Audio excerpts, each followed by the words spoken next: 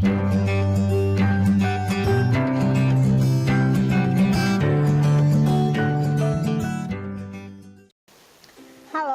kembali lagi bersama saya Yudanti. Nah, untuk pembahasan kali ini kita akan membahas materi bab 3 dari kelas 11, yaitu tentang teks ceramah.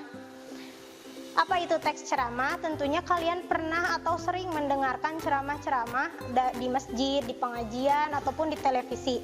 Nah, ceramah ini tentu ada teksnya atau yang dibuat terlebih dahulu oleh penceramah. Kita akan mencari tahu dulu atau mengetahui ya apa itu teks ceramah ini. Nah, teks ceramah itu merupakan tulisan yang terdiri dari beberapa paragraf yang isinya mengandung informasi pengetahuan atau ajakan kepada halayak yang mendengarkan. Nah, teks ceramah ini biasanya memiliki pesan yang bertujuan untuk memberikan nasihat, memberikan petunjuk ataupun petuah secara lisan. Kemudian ada ciri-ciri yang membedakan teks ceramah dengan teks lainnya. Yang pertama itu ada teks ceramah itu disampaikan oleh seseorang yang ahli atau yang sesuai dengan bidangnya, seperti itu. Kemudian yang kedua, teks ceramah ini mempunyai struktur yang lengkap. Biasanya terdiri dari pendahuluan, isi, dan penutup. Teks ceramah juga disesuaikan dengan pemilihan tema yang sesuai dengan kegiatan yang sedang diselenggarakan. Seperti tadi contohnya di pengajian, berarti temanya itu tentang keagamaan, seperti itu.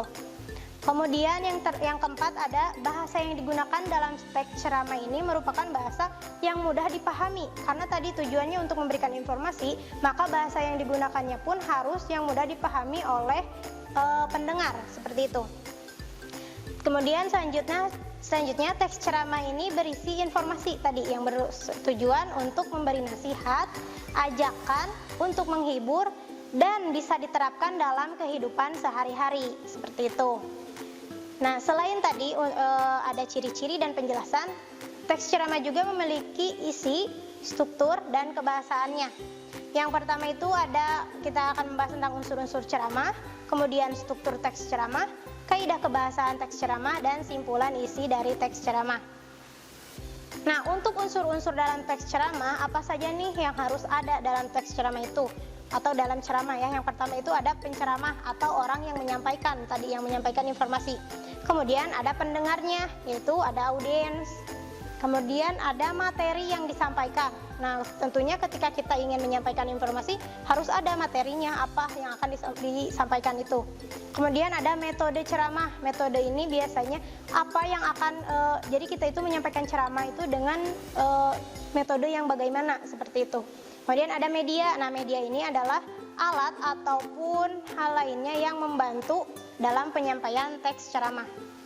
Setelah tadi ada unsur-unsur, kemudian ada juga strukturnya, struktur dalam teks ceramah.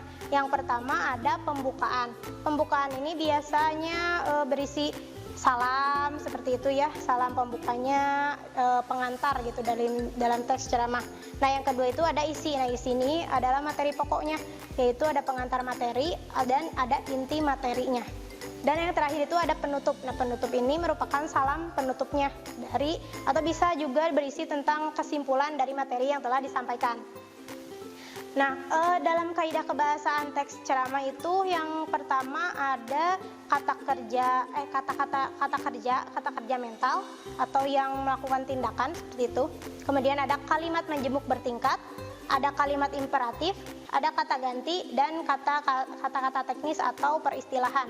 Untuk kalimat majemuk bertingkat itu ada berbagai contohnya, seperti ada hubungan waktu, kemudian ada hubungan syarat, ada hubungan pengandalan, ada hubungan tujuan, konsentif, perbandingan, sebab akibat, cara atau singkatan, ada kenyataan, ada penjelasan, ada atributif, lebih, dan perkecualian. Itu merupakan jenis-jenis dari kalimat majemuk bertingkat.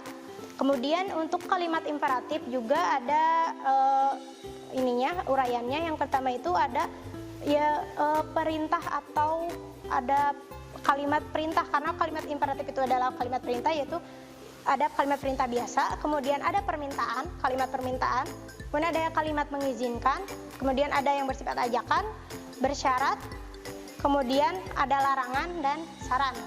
Seperti itu untuk kaidah kebahasaan dari teks ceramah. Nah, yang terakhir itu kita akan membahas bagaimana cara menyusun teks ceramah. Pertama-tama dalam menyusun sebuah teks, kita harus menentukan terlebih dahulu apa topik yang akan dibahasnya, apa topik yang akan kita tuangkan dalam teks ceramah.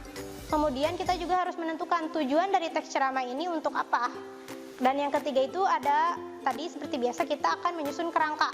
Kerangka ini agar kita itu ketika akan menulis teks ceramah tidak keluar atau tidak bingung. Jadi sudah ada kerangkanya. Jadi kita hanya mengikuti apa yang kita tulis dalam kerangka, memudahkan ya, untuk memudahkan dalam mengembangkan. Nah, yang terakhir baru mengembangkan kerangka teks menjadi teks ceramah yang utuh. Oke, terima kasih. Itu adalah pembahasan untuk teks ceramah. Selanjutnya kita akan bertemu di video yang lain. Terima kasih. Kunjungi sosial media lainnya seperti website kami di pkbmalkata.com, Facebook PKB Malkata Manunjaya, Instagram PKB Malkata _official. Dan terima kasih telah klik video ini. Jangan lupa like, comment, share, and subscribe untuk menunjukkan dukungan kamu terhadap channel ini. Enjoy the video PKB Malkata.